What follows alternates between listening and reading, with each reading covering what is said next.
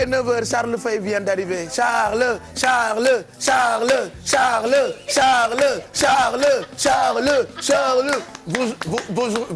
Bonjour Charles.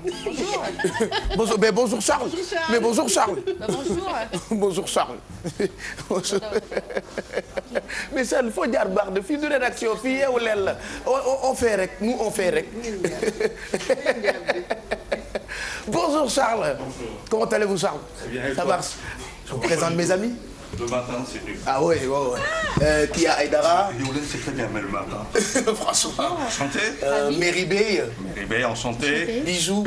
Bijou. Charles, Charles Faye. Enchanté, Charles. Chiara. Enchanté, Charles. Chiara. Enchanté. Mado. Malo. Et moi je m'appelle Pape Cheikh. J'allais dire quelque chose, mais bon, je garde. Bon. C'est le matin, c'est... vous Tu restez peux arrêter avec- de déranger les gens, quand même. D'accord. Vous restez avec nous tout de suite ou vous attendez vous attendez un c'est peu? comme tu veux. C'est comme je veux. comme On tu fait veux. d'abord notre face-à-face. Oui, pourquoi pas. Voilà. Alors c'est parti pour le face-à-face. Charles Faye. Non, prends d'autres. T'as oublié tes questions. Non, ah oui, donne-moi. Des questions préparées par ma rédaction. Voilà. Voilà. C'est parti pour le face-à-face d'abord. Un micro. Voilà. Monsieur Sakho. baal ñu de maa ngi ñëw ci yow de. Encombrement bee la indi. Dëkk bi dafa encombré. Tu es prêt, Pape Cheikh? Très près. Voilà, on y va. 200, ça va déménager. 4, 3, 2, 1. Qu'est-ce que tu veux? Non, oui, ma jiitalo. Alaaji. Ba kii woo jiitalo. Voilà.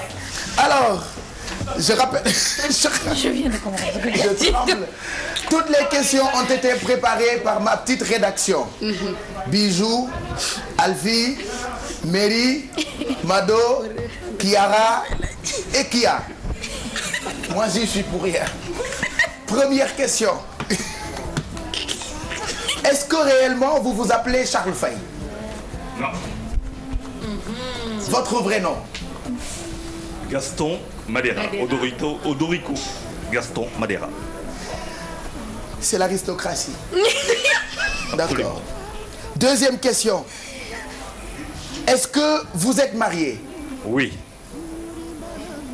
Paraît-il que vous avez 2 femmes? Non. Il paraît, hein. Est-ce que... C'est mauvais. C'est une question colle. Est-ce que vous êtes originaire du Sénégal? Oui. Parce qu'ils ont écrit que vous n'êtes pas sénégalais. Voilà. Que vous étiez Cap-Verdien. Non. Voilà. Portugais. Oui. Pourquoi la lutte? Youssou Ndour. Franchement, il te fatigue ce gars, hein? Vraiment. Alors, paraît-il que vous maîtrisez plus le sport que la politique. Absolument. Pourquoi? Bon, encore que les politiciens ne savent pas souvent que le sport, c'est d'abord une question de politique physique. Avant d'être sportif, il faut être politicien. La preuve, c'est que quand vous vous levez le matin, vous faites la prière, c'est pour une circulation. Du point de vue sportif, c'est déjà commencer la journée comme cela. Paraît-il que le président de la République du Sénégal, M. Macky Sall, est votre meilleur ami. Je la prends. Question de Boubendour. Il paraît que vous êtes le producteur du talk show Jakaarlo. Non. D'accord, vous êtes juste chroniqueur. C'est tout. Journaliste bu toll ni yow, Charles, franchement. Non, ça me prend la tête. D'accord. Vous imaginez, d'abord je l'aurais produite, j'aurais jamais fait ça à 22h le soir, un vendredi. D'accord. Il y a plein de choses que je rate avant. C'est encore Youssou Ndour et Booba, je veux dire, voilà. Il quoi. paraît que vous n'avez jamais accepté de parler Wolof sur un plateau télé. Non. Est-ce que vous pouvez parler Wolof aujourd'hui? J'ai fait Grand Camp et c'est peut-être l'une des premières émissions où on parle français et Wolof. D'accord. Pape Cheikh, en Wolof la dernière. Charles Faye. Gaston. GFM Entertainment. Ou événement. Événement. D'accord. Il paraît que normalement pour ay événement là. Mais depuis un moment da ngeen nekk ci làmb ji torop et ñu bëri ñu ngi foog ni GFM Entertainment c'est que pour la lutte. Est-ce vrai? Non. Non, non, on a commencé, c'est vrai, avec la lutte en avril, mais on a signé aussi un partenariat avec Luc Nicolaïenko, qui pour le moment fait dans la lutte, donc nous sommes tenus. Mais le drapeau du chef de l'État, c'était pas que la lutte, sauf que les gens n'ont pas compris qu'il y avait du culturel et ils étaient assez loin de cela. D'accord. C'est tout. Parce que maintenant, quand on vous voit, on pense à la lutte. Oui, on pense à la lutte, mais souvent les gens oublient que la lutte, c'est aussi la culture à côté. Quand on vient, on chante, non seulement on chante, on s'habille et tout cela. Il y a d'autres pans de la culture qu'on oublie et c'est ce qu'on a voulu nous montrer un peu. D'accord. Paraît-il que vous êtes en train d'organiser Bercy 2016 avec Youssou Ndour. Bercy 2016, ça va être GFM Entertainment, oui.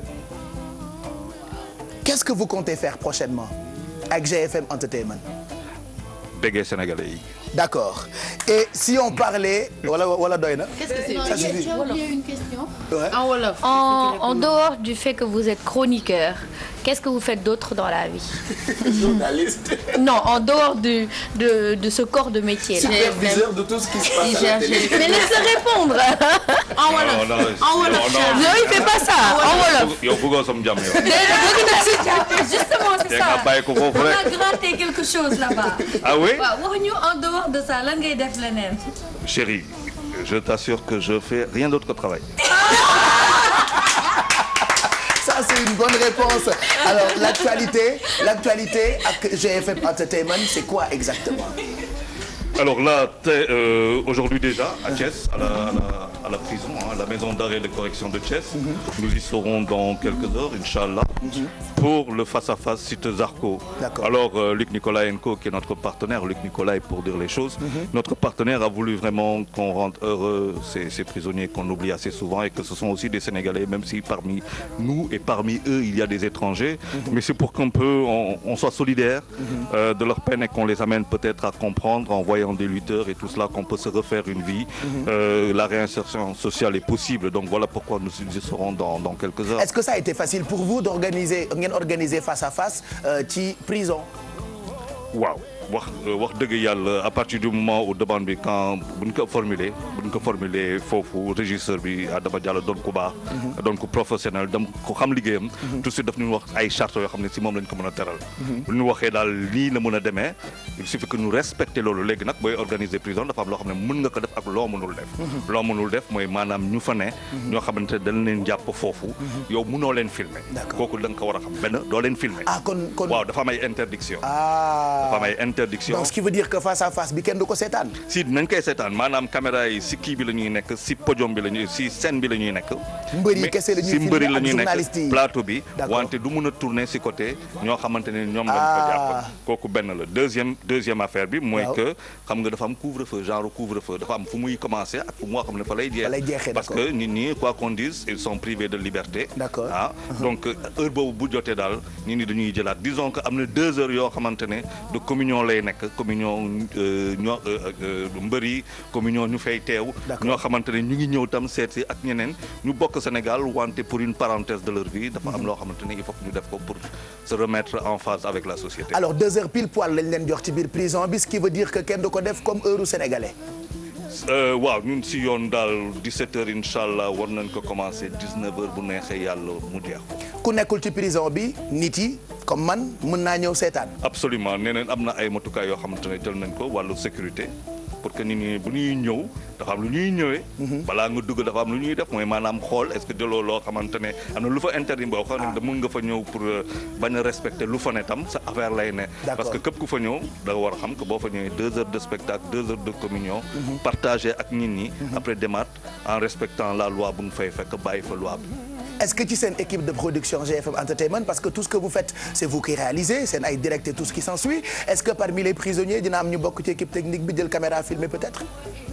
xam naa question bu intéressante la xam nga pourquoi question bi intéressante parce que nit ñi buñ ko xoolee noonu mooy maanaam daa am foo nekk nit ñi fu ñu mën a ne pendant quelque temps mais buñ fa génnee naka caméraman c'est quelque chose de formidable. D'accord. C'est très didactique ça. lan mooy objectif bi ba ngeen defee face à face bi ci biir prison bi. objectif bi rek mooy nga xam que ñu fa ne. tout est possible après. réinsertion sociale une réinsertion sociale est possible. sans pour autant nga dugaat si wala ñu dugaat si travers yoo xamante ne moo leen fa mën a yóbbuwaat quoi. d'accord est-ce que GFM Entertainment dafa nar a def social dimbali ay xale ay talibé ou ay prisonniers. incha allah. pour kañ. ñu ngi si xam nga déjà Ziguinchor dinañ fa ñëw parce que am na lu ñu fa déggoon. prisonniers yi foofu am na ñaxtu nañ foofu ñu ne dinañ fa ñëw am loo xam ne nañ ko fa indi. du loolu rek Ramadan baa ngi fi dina am loo xamante ne. da ngeen di joxe ay suukaru koor kon. il faut que ñu def ko il faut que ñu def ko il faut que ñu def ko. merci Charles c'est moi. lan la ñu nga jàpp ni waroon nañu la ko wax te waxuñu la ko. Ça voudrait dire que tu n'as pas bien fait le travail, il est très bien. C'est pas moi qui ai préparé les questions. On l'applaudit. Merci beaucoup Charles Faye. À 17h on vous retrouve ca prison bi sa veste bi yaa koy fàtte. ndax maa bëggoon doon. Merci Charles. bu GFM Entertainment je rappelle que tey 17h donc ñu ngi prison bu Thiès pour face à face bi di ngeen ko mën a seetaan ci télévision Futur Média.